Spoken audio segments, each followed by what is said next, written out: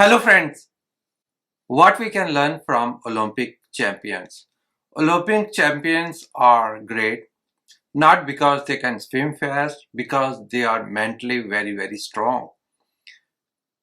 In sports and corporate world, one thing is common. The great performers are made, not born. Definitely you need some inborn capabilities. You have to able to swim to be a great swimmer. Same to be a great IT. Same way, to be a top corporate performer, you have to have strategic thinking. You should be able to work with the people. The main reason for the success of a Olympic champion or IT corporate leader is mental toughness. So today we'll see review first chapter from this book, what kind of lessons we can learn from Olympic champions to be mentally tough. Generally, I do one review for one book. This review is going to be different. I am going to do a review of each chapter. I think it's very important to be mentally tough. The first thing is we are going through a tough time. It's a pandemic time. Second thing is there are going to be a lot of setbacks. A lot of time we're going to fail to meet deadlines. There are going to be some things which we don't like. So it's very important that we are mentally tough. We know how to handle short-term setbacks, pushback. Champions love pressure. They thrive under pressure. They use pressure to push themselves beyond their limits. They use their competition to learn lessons and improve their performance. Olympic champions are very good at getting over the setbacks. They are very good. Olympic champions are very good over focusing on their sports activities. They are very good at compartmentalizing. What is happening outside sports, they don't care. They focus on the sports. That's what we need to do. The people who are working in the corporate, doing programming, management. When we are working, we need to focus on the work. We may have problems in our personal life, but if we are sitting in the office, we are doing work for our office, we cannot do anything about our problems outside the work. So why bother? So as Olympic champions, we need to focus what we can control and not bother the things we cannot control. Another thing great about Olympic champions is they are able to switch on off. What that means is they have another hobby and they are using another hobby. Somebody may be a great runner. He's learning piano at the same time. So a lot of the book recommends that we professionals working in the corporate world should have a second habit so that we can forget the day. If we love our work and we are working day, night, every week, every month, every year, there is going to be burnout. If we have a second hobby, that will help us. We still love our work and don't get burned out. The second thing about Olympic champion is they focus on long-term goals. Most of Olympic champions are worried about the Olympic Games after 4 years. So the period between 4 years they use for training. It's okay to lose short terms. Of course, their coaches know their short-term wins are important, but they make sure their performance peak during the main event. They don't lose their energy during the training. And that's a good lessons for us also. Like a lot of there can be some setbacks for us IT professionals. We may miss the deadlines, short terms. We may miss line. We may not able to do some of our assignments. We may have to take someone else's help, and it's okay as long we are focused our yearly goals. To meet our yearly goals, we can handle short-term setbacks and more build on small victories that leads to the yearly our goals victories.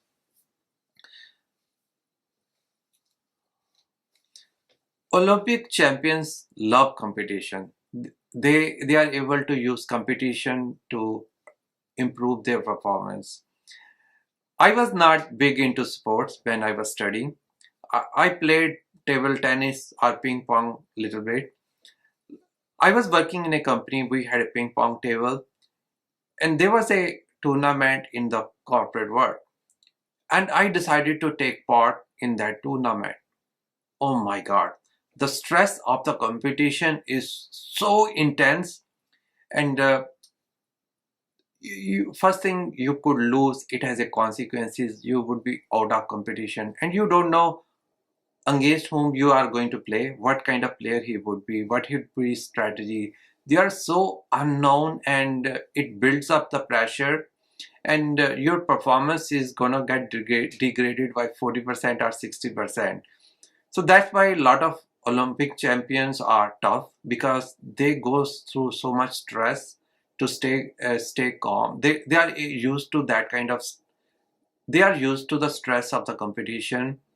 Over the time, they are able to calm down, make sure the competition stress doesn't bring down their performance.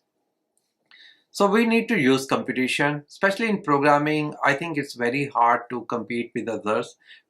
There are not objective metrics for gauging your performance. One of the manager may be good in people skill, one manager may be good in technical skills. People have different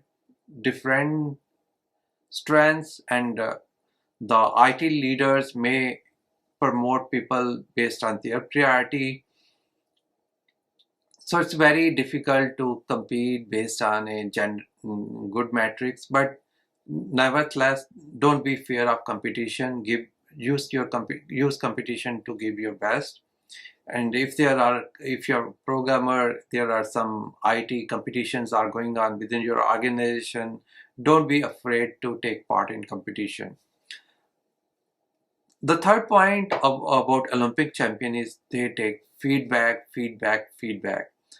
I know one thing is, we are scared of taking feedback. Why we are scared of feedback is unfortunate. There are a lot of leaders, managers who are not trained to give proper feedback. They give very damaging feedback. So if you know people who will give you objective feedback, who are your friends, not afraid to tell your strengths and weaknesses, take feedback from those mentors, your leaders who give you objective feedback. Olympic champions always celebrate the victories. So whenever you do some assignment, your boss recommended you, boss is impressed, gives you compliment, he buys you a coffee. So celebrate those moments, enjoy those moments. So finally, what separates elite performers from regular performers? Elite performers have desire to win despite all the problems. Not every player who participates in Olympics is going to win the medal. There are players, after participating in the Olympic, they are going to go back in the training to make sure they win in next event. That distinguishes regular, that distinguishes great performance from regular performers. It needs lot of gut, courage, and passion to make sure you go back to the ring and finish the fight. That's what we IT professionals need to do. Always stay in the fight, get back to the fight, and try again to win our objective. Today we will review another chapter from on mental toughness. In this chapter, written by Warren B. Bennis and Robert J. Thomas, they interviewed some great leaders, and what they found out, that these leaders became great leaders because they went through some very tough event movement, and they drew the right lessons from that event and emerged stronger. To be mentally tough, all it depends how you react to some event. Do you do you evolve from that event more stronger, have more stronger resolve, more confident, or you let that event go down, make you defeated, makes you less confident? Let's take the example of Mahatma Gandhi ji. When he was thrown out of the train by Britishers colonists, some other person may have accepted that demeaning experience and accepted his status as second-class citizen. Not Mahatma Gandhi ji. Mahatma Gandhi ji realized that was wrong and he started the freedom movement against Britishers who were very powerful empire. They put Mahatma Gandhi ji in jail, tried to break his resolve. Mahatma Gandhi ji stayed mentally tough. He did not let his jail time, all the injustices, all the pressure on him to deviate from the course and led the successful freedom movement against Britishers. Mahatma Gandhi became a great mass leader without any status title. So this book gives us some other three examples of leaders who went through a very tough moment and they they took the right lessons and became more successful. Let's take the example of Sidney Harman. Sidney Harman was CEO of one company, and one of the unit, there were some people working on some very routine, boring job. So one day, what happened? Strike happened. One of the worker, he refused to take a break. So what happened? There was a specified time, a bell would ring, and people have to take 10 minutes. This worker, it was 40 years back. He said that technology should work for him. He should not be work for technology. He should not be a slave to a bell telling him he need to take rest. He should take rest when he wants. So Sidney Harman, who was CEO of that organization, it was a very transformative moment for him. So instead of being mad, okay, why these guys are on strike, using brute force or other bad tactics to break the strike, he came up with a new concept of management. He started learning campuses in the organization where people could improve their skills, take piano lessons. He created a culture where workers were participating in running the company. Workers felt part of the company where you could disagree. They started a newspaper which carried the voice of workers. It started a revolution in management, and management became more collaboration between workers and management. Uh, an idea was formed that you can build an organization where workers are motivated, they feel part of the organization, and they're working for the success of the organization. Then it gives the example of Liz Atman. She was the vice president of Motorola, a very successful leader. And she explained how she worked for Sony in Japan and working in a different culture where there's a segregation of male workforce and female workforce, how she adjusted to a new culture, how she made sure that she could work with both men and women in a culture where there was a segregation of gender. And managing through different culture made her a tougher leader. This is another example of Sydney Rittenberg. He spent 16 years in jail in China. Like Mahatma Gandhi, he emerged more stronger out of that jail term. He knew Chinese. He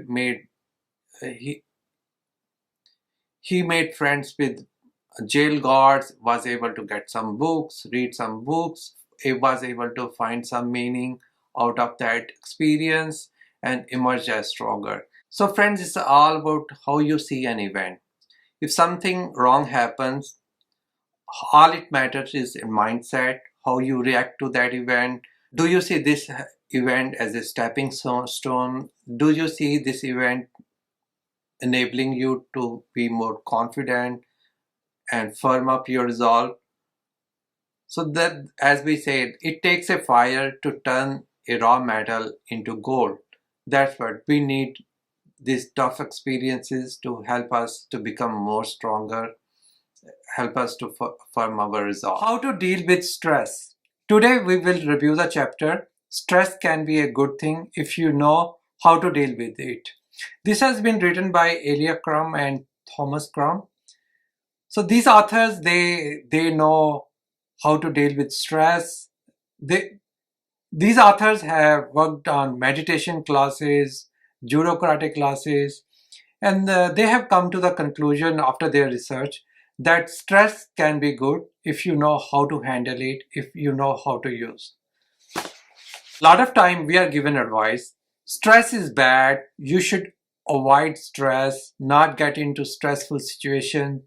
But there are situations we cannot avoid the stress. We have exam, we have some project deadline to meet, we have some problems with our kid, some family problem. So there are situations where we have to handle stress. Ignoring stress can create a lot of complications, problems, and consequences. So authors in this chapter, they recommended 3 steps how to deal with stress. Stress can be useful. Stress helps you to push your limits, give best productivity and best performance. So how to use stress? The first step is identify what kind of stress you are going through. You have to identify the enemy to handle it. So what are the stress you are handling with? Are you having problem with your son? Are you having problem? Do you have exam? You have a stress about the exam? Do you have stress about some project deadline? So first thing you need to do is identify your stress.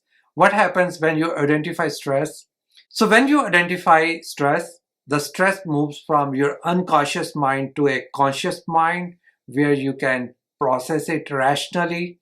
When the stress is our unconscious mind, we take unrational actions. That's called our lizard brain, where we either fight or flight kind of response takes over. So you see some dangerous situation. Your response is attack it or run away. There is more rational. You need to think about calm mind so that you can evaluate the situation calmly, and there are more options to that. So if you have an exam, tell yourself, okay, I'm stressed because I have exam. If you're stressed, you have a project deadline. I have a project deadline. If you are having some problem in the family, I am stressed because I have problem in my family. So identify the stress. Second thing is identify how you react to the stress. What kind of pain, tension you are feeling in your muscles. So I had problems with anger during some other meetings. So I decided to be mindful and identify what happens when I am angry. So I noticed when I am angry, I feel I am under attack. Somebody is attacking me. I stop breathing. So that's what, when you are under, you feel you are under stress, you are under criticism, you need to keep breathing, rationalize why somebody is mad, why what you can do to calm down the situation. After identifying the stress, second thing is you have to own it. So that's it. Stress is good. If you're stressed about your project, you care about your project. It's your responsibility to deliver the project on time. You are stressed, good. You have exam, you care about your career. You want good marks, good performance. You care about that. If you have a problem in family, you care about family. So having a family, working in a corporate world, exam, it's not going to be easy. The solution is to make this experience less painful.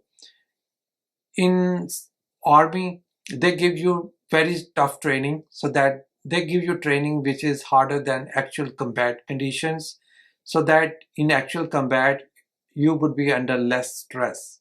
We identify 2 steps. Step 1, you identify the stress. Step 2, you own the stress. Step 3 is to use the stress. Instead of seeing stress as a problem, see as a solution. Stress releases dopamine, which increases oxygen and sugar supply to our blood, and which increases enhanced performance, concentration, and alertness. So we can use this state to give better productivity, better solution, better work. Okay, you have a stress because you need to deliver a project. Take it as a challenge. Okay, I have to deliver the project.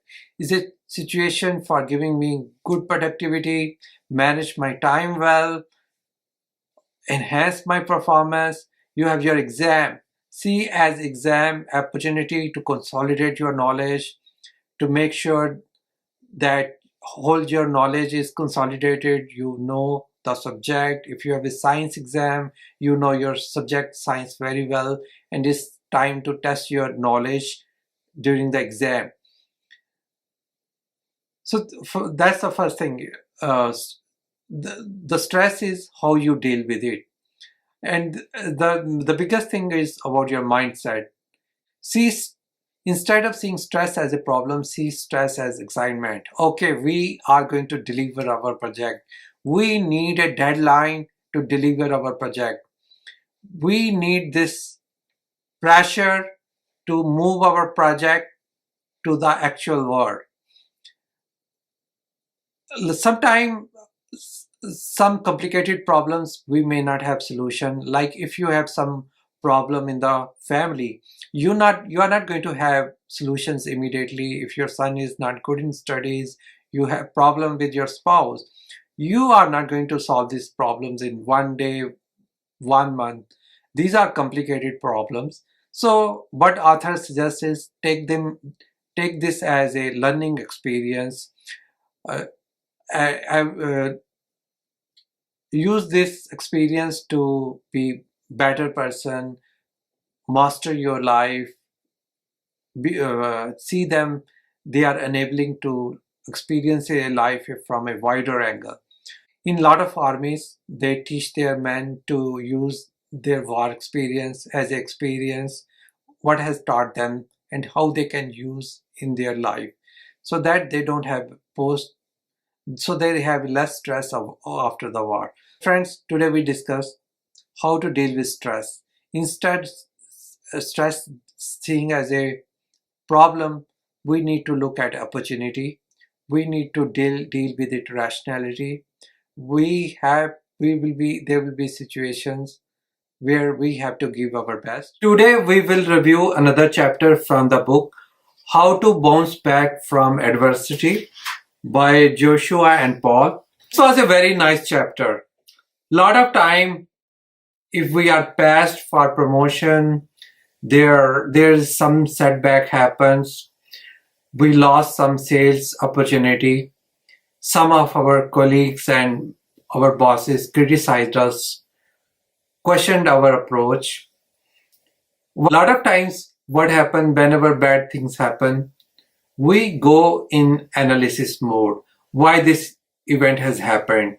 Oh my God, this event is going to have too much effect on my career.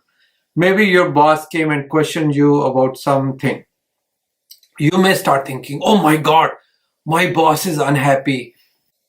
It's going to create a lot of consequences for me. It's going to affect my performance review. Maybe it is possible you had a great career for last 2-3 years and suddenly this incident happened and you may overreact to this incident. You may go into the victimization. Oh, it was not my fault. Why it happened? So to bounce back from those kind of activities, what you need to do is take immediate action. Yes, you need to think about why certain things have happened, but the idea is not to do over analysis. What we end up doing is we are thinking, oh, it was in our control. Could we have avoided it? Second question, we think, oh my God, it's gonna have too much consequences. Third thing we think is it's gonna it's gonna impact a lot of places. And then we assume, oh, this is gonna happen forever. So these authors, they came up very nice questions to help us to bounce back from this negative event, to build resilience in ourselves. So first question is about control. So first thing some happens, you miss some deadline, your project did not go as smooth as you thought, your sales call was failed. So first thing is you need to ask what you can control, what are things under your control which you can do to fix the problem. Second question is, you may have a role model. What your role model would do in that kind of situation. That can give you very good insights how to bounce back. And who are the members on your team who can help you to come over this issue. Same thing about impact. Question you need to ask, what you can do to reduce the impact of this problem. Suppose your application is down in production, you lost your sales call. So what you can do to reduce the downtime, how you can bring the application fast, who can in your team can help you, what your role you can play. And same about the breadth, how you can reduce the negative fallout of that event to make sure it doesn't affect your team members. Maybe only 1 or 2 members were involved in the development of this project. So you don't have to negatively affect everybody in the team. Maybe you can involve only a couple of the people in your team. And finally is the duration. You may think, oh, this bad thing is, this bad event is going to happen for rest of the life. But you need to think, okay, this could be the temporary. How your life will look like after this problem is resolved, your project met the deadline, this production problem is fixed. And what you can do to move towards that dream, to that life after this event. So these are the questions we should ask whenever we get into a tough situation. What things we can control, how we can reduce impact of this negative effect, how we can make sure this event is limited to particular area, and how we can reduce the duration of this negative event. How to recover from demotion, career setbacks. Hello friend, today we will review chapter Rebounding from Career Setbacks by Mitchell, Philip and Ron. The author of this chapter, they interviewed a lot of executives who were demoted or lost their job as part of corporate restructuring or merger. They found out some of the managers did great after that setback. So what kind of process they follow to recover from these setbacks? So authors of this article gives you 3 steps how to recover in case you may suffer some setback. Why you would suffer setback? There's a very popular Peter principle. According to that, you will be promoted till you get inefficient. You may be a great technical developer, then you will be promoted to lead, where you would be doing some boring jobs, helping others. Your own productivity may come down, and finally you will be promoted till you end up having no technical skills, and then you will hear the bad news, you are not required anymore. So how to recover from that thing? And sometimes there are mergers, restructuring, some positions are eliminated, and your position may get eliminated as part of that. So authors give the 3-step process. First step is find out what went wrong. A lot of people, when they were demoted or lost their job, they were angry with their supervisors, they were angry with their company, they went into self-denial mode, self-destruct and self-doubt. They were upset, they have negative attitude, they went to their best friends, employees, colleagues who supported them. Oh, you were awesome. Your company was wrong to demote you. So these people, they were upset. They took some measures which may have helped them to keep their self-esteem intact for a short time, but they could not learn. So first thing is you need to learn what went wrong. The authors gives example of some managers. They stayed calm. They did not show disrespect to selection process. They asked their supervisors. Their performance was considered low. They have been doing great till that end. And this is what happened to a lot of people who are very good. They give too much credit to themselves for their promotion, and for their setbacks, they blame everything other than them. They blame their bosses, corporate politics, their fate, bad situation. First thing you need to find out from your supervisors, what were the skills you were lacking? The authors give examples. Some of the executives, they did not have good soft skills. So find out either there are soft skills or hard skills. What are you missing? Second thing is find out opportunities. What are the possibilities? Again, the people who were demoted or had career setbacks, they took long vacation, went somewhere, did some work which just kept them busy, useless work, or they drank too much, ate too much. So this prevented them from identifying what are the opportunities in front of that. So authors give some advice. Maybe you can go to some career advice experts to identify what are your goals, what are your strengths, what you need to do to grow in your field. Or maybe you need to take a break to go back to the school, or take it some job in some startup. Maybe I know some people who were laid off, and they figured out they did not like IT. They did not like computer programming. They were more people. They were people-oriented people, and they moved to some jobs which required both engineering and meeting people. And another example, it gives a manager who talked to his friends to identify his strengths and what are the possibilities for him. So first first find out why it happened, whether your own assessment was correct. Did you see it coming? Why you were not able to identify it's going to happen to you? And the third process is to find a job, to find next opportunity. Some managers, they took a big position at smaller companies. Some people took title lower than their current title, and then they learn the soft skills to get back to into again management position. Some people who stayed back in the company, they found passion in doing some other stuff, mentoring other people, helping other people. And finally, authors give it why.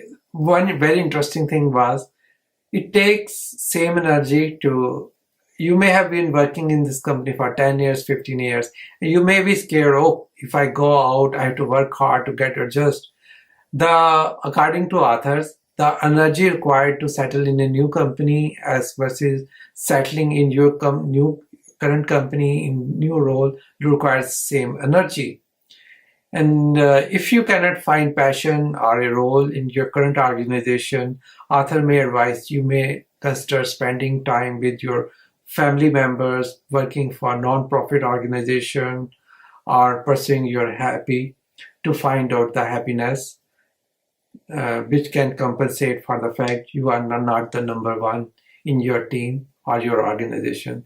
Friends, thanks for watching this video. If you like this video, like it, share it, and subscribe to my channel for your regular updates. Also connect with me on LinkedIn and Twitter, especially LinkedIn. If you like small summaries of the video, I will be posting a lot of some small summaries of the video on LinkedIn. Thanks again.